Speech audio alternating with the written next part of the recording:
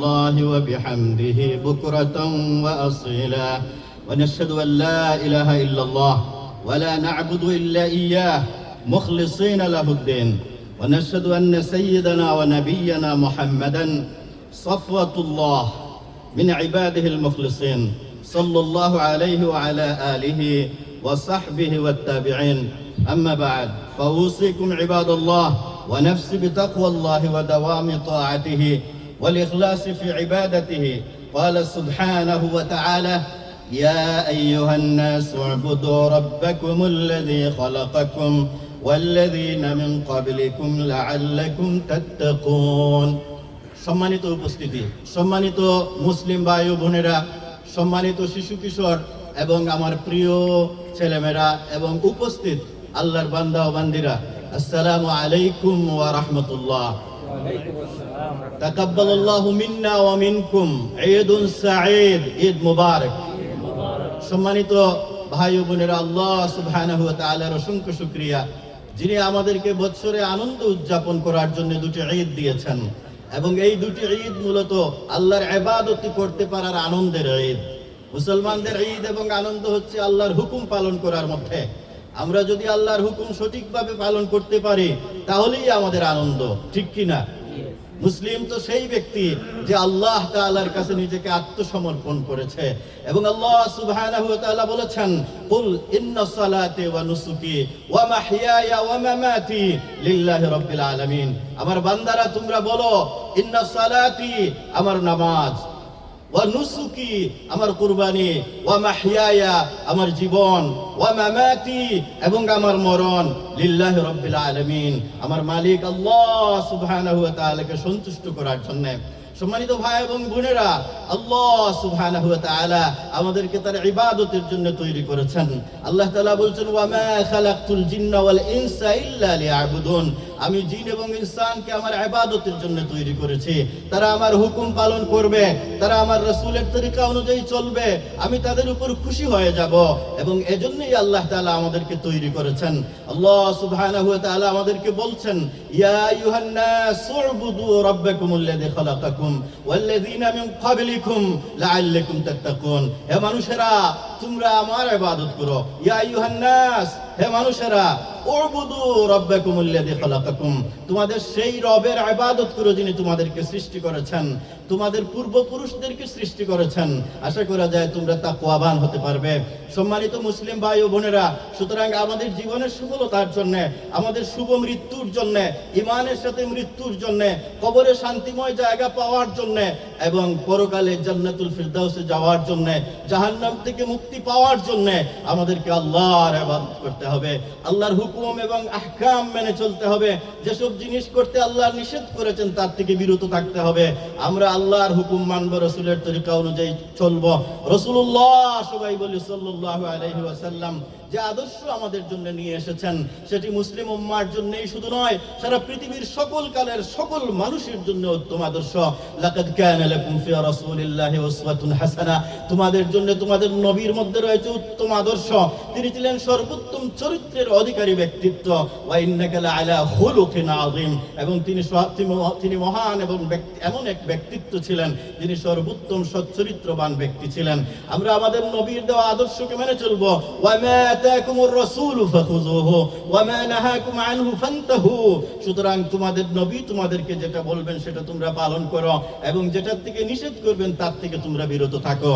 সম্মানিত ভাই ও বোনেরা, আজকে আমরা ঈদুল আযহা পালন করছি এবং এই দিনগুলোতে বাইতুল্লাহর চতুর্পাশে, মসজিদুল হারামে এবং মসজিদের চতুর্পাশে এই পবিত্র ভূমিতে লক্ষ লক্ষ মানুষেরা একত্রিত হয়েছে এবং তারা আল্লাহ সুবহানাহু ওয়া তাআলার তারিফ এবং প্রশংসা করছে।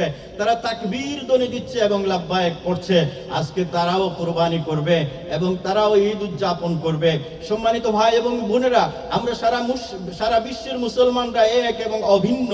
সুতরাং মুসলমানদের জন্য আমরা দোয়া করি, আল্লাহ তাআলা এই আমাদের মালিক, পৃথিবীর যে সমস্ত জায়গায় মুসলমানরা মজলুম অবস্থায় আছে, অসহায় এবং নির্যাতিত নিপীড়িত আছে, মালিক তুমি তাদের প্রতি নুসরত ফরমাও, তাদেরকে সহযোগিতা করো। আমরা সবাই বলি আমিন।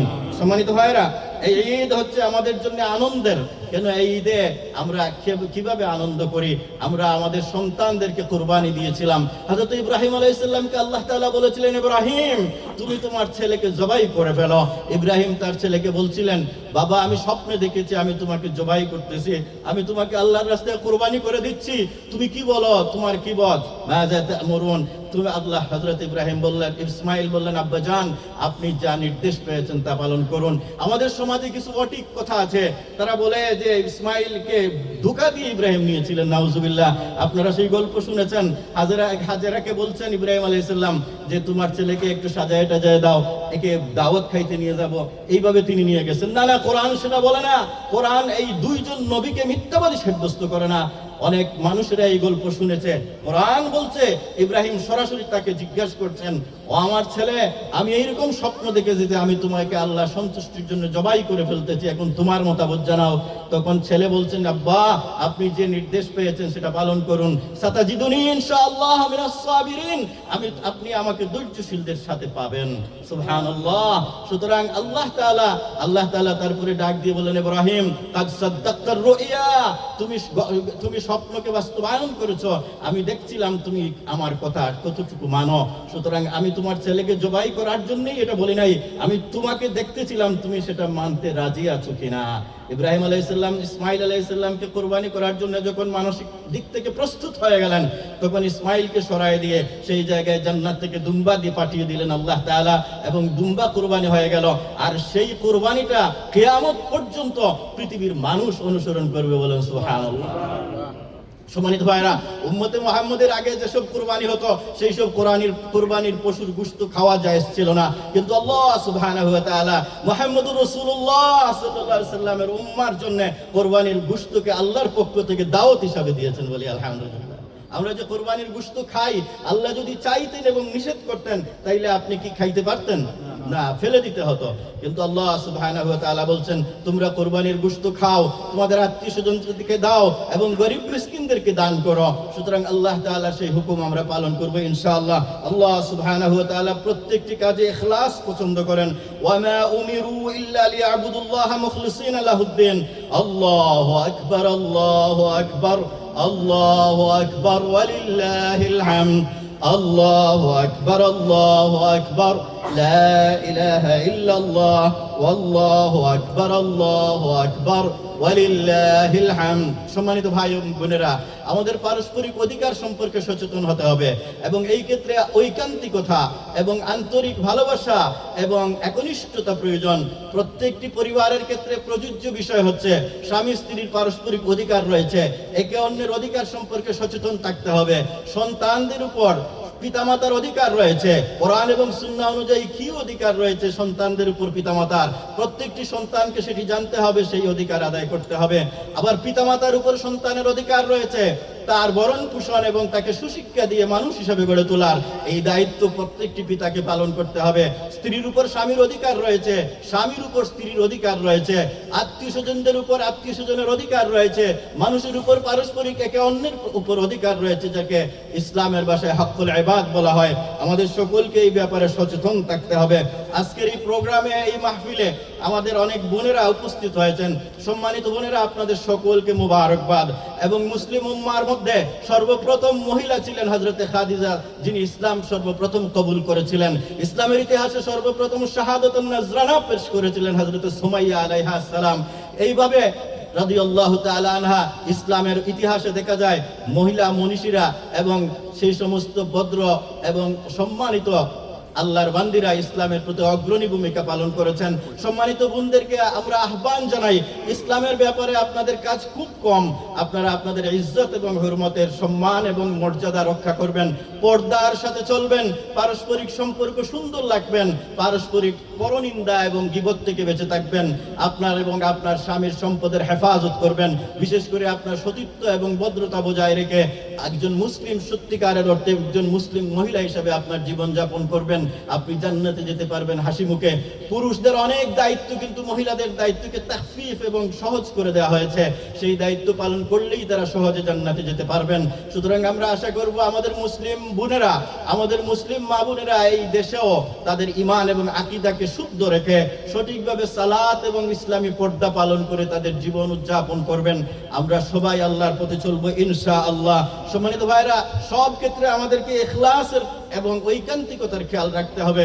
আল্লাহ সুবহানাহু ওয়া তাআলা বলছেন, ওয়ামা উমিরু ইল্লা লিয়াবুদুল্লাহ মুখলিসিনা লাহুদ্দিন হুনাফা ওয়া ইউকিমুস সালাতা ওয়া ইউতুজ যাকাতা ওয়া যালিকা দীনুল কাইয়্যিমা। ঈদের এই মহান দিনে আমরা যারা কুরবানি করব, আল্লাহর কাছে কুরবানি করব শুধুমাত্র আল্লাহ সন্তুষ্টির উদ্দেশ্যে। মনে রাখবেন, এই কুরবানি বেটাগিরি দেখানোর জন্য নয়, কার গরু কার কাশি কত বেশি দাম হলো সেটা বোঝানোর জন্য নয়, বরং আল্লাহ তাআলা তার হাবিবকেই বলে দিয়েছেন, ফাসাল্লি লিরাব্বিকা ওয়ানহার। তুমি শুধুমাত্র আল্লাহ সন্তুষ্টি অর্জনের জন্যই কুরবানি করো এবং তুমি তার সন্তুষ্টির জন্য নামাজ পড়ো। সুতরাং আমরা চাইব যে আমরা যেন আমাদের কুরবানি যেন কবুল হয়, এটি আমরা কামনা করব ইনশাআল্লাহ। সম্মানিত ভাই ও বোনেরা, আমরা আলোচনার সাথে আমাদের দেশ, প্রিয় মাতৃভূমি বাংলাদেশের জন্য দোয়া করব। আল্লাহ তাআলা আমাদের দেশকে হেফাজত করুন। আল্লাহ তাআলা আমাদের দেশের স্বাধীনতা এবং সার্বভৌমত্বকে রক্ষা করার জন্য আমাদের দেশে সুষ্ঠু নেতৃত্ব প্রদান করুন এবং আল্লাহ তাআলা আমাদের সকলকে সুস্থ রাখুন, হেফাজতে রাখুন। এখানে যারা উপস্থিত হয়েছি এবং যারা উপস্থিত হন নাই, আমরা সকলের জন্য এই দোয়া করব যাতে করে আল্লাহ তাআলা আমাদেরকে দ্বীনে ইসলামের প্রতি অবিচল অটল থাকতে পারে সেই তৌফিক দান করেন। সম্মানিত ভাইরা, এই দিনেই ছিল হজ্জতুল ওয়াদা এবং রাসূলুল্লাহ সাল্লাল্লাহু আলাইহি সাল্লাম এই মাসেই কি করেছিলেন? আরাফার ময়দানে শেষ ভাষণ দিয়েছিলেন এবং ইসলামের পূর্ণতা আল্লাহ তাআলা দান করেছিলেন। কোরআনে কারীমের সর্বশেষ আয়াতটি তিলাওয়াত করে আমি আলোচনা শেষ করব। আল-ইয়াওমা আকমালতু লাকুম দীনাকুম ওয়া আতমামতু আলাইকুম নি'মাতি ওয়া রাদিতু লাকুমুল ইসলাম দীনা। রাসূলুল্লাহ সাল্লাল্লাহু আলাইহি সাল্লাম জীবনে একবারই হজ করেছিলেন। এটি তার প্রথম হজ, এটি তার শেষ হজ, এটি তার বিদায় হজ নামে পৃথিবীর ইতিহাসে লিখিত আছে। রাসূলুল্লাহ সাল্লাল্লাহু আলাইহি সাল্লামের কাছে আল্লাহ তাআলা বলেছেন, আজকে আমি আমার দ্বীনকে পরিপূর্ণ করে দিলাম এবং আজকে আমি আমার দ্বীনের উপর পরিপূর্ণ করে দিয়ে সন্তুষ্ট হয়ে গেলাম। এটা মানুষ জাতির জন্য সবচেয়ে বড় নিয়ামত। সম্মানিত ভাইরা, ইসলাম আমাদের জন্য আল্লাহর পক্ষ থেকে সর্বশ্রেষ্ঠ জীবন ব্যবস্থা এবং সর্বোত্তম জীবন ব্যবস্থা। ইন্নাদ-দীনা ইনদাল্লাহিল ইসলাম। আল্লাহর কাছে একমাত্র জীবন ব্যবস্থা হচ্ছে ইসলাম এবং আল্লাহ তাআলা ইসলাম ছাড়া অন্য কোনো মতবাদে বিশ্বাসীদেরকে পছন্দ করেন না। ফামান ইবতাগা গায়রাল ইসলামি দীনান ফালান ইউকবালা মিনহু। যারা ইসলাম ছাড়া অন্য কোনো তন্ত্র মন্ত্র বা মতবাদ বা দলে বিশ্বাস করে, আল্লাহ তাআলা তাদেরকে কবুল করবেন না, তাদেরকে জান্নাতে দিবেন না এবং তাদের জন্য জাহান্নাম অবধারিত। সুতরাং ইসলামের সাথে দ্বন্দ্বমূলক কন্ট্রাডিকশন রাখে এমন কোনো জীবন ব্যবস্থায় আমরা বিশ্বাস অবশ্যই করব না। আমরা শুধুমাত্র ইসলাম, কেবলমাত্র ইসলাম এবং একমাত্র ইসলামের উপর বিশ্বাসী হব। আল্লাহ তাআলা আমাদেরকে তৌফিক দান করুন। আমরা বলেছি, আমানতু বিল্লাহি কামা হুয়া বিআসমাইহি ওয়া সিফাতিহি ওয়া কাবিলতু জামিআ আহকামিহি ওয়া আরকানি। এর উপর যেন আমরা দৃঢ় থাকতে পারি। আমরা আবার ঘোষণা করছি, আশহাদু আল্লা ইলাহা ইল্লাল্লাহ ওয়াহদাহু লা শারীকা লা ওয়া আশহাদু আন্না মুহাম্মাদান আবদুহু ওয়া রাসূলুহু। আল্লাহ তাআলা আমাদের এই ঈমানকে, এই বিশ্বাসকে, আমাদের এই ঘোষণাকে কবুল করুন। আইয়ুহাল্লাযীনা আমানু আতিউল্লাহ ওয়া আতিউর রাসূল ওয়া উলিল আমরি মিনকুম। আকুলু কাওলি হাযা ওয়া আস্তাগফিরুল্লাহ লি ওয়া লাকুম ফাস্তাগফিরুহু। ঠিক আছে।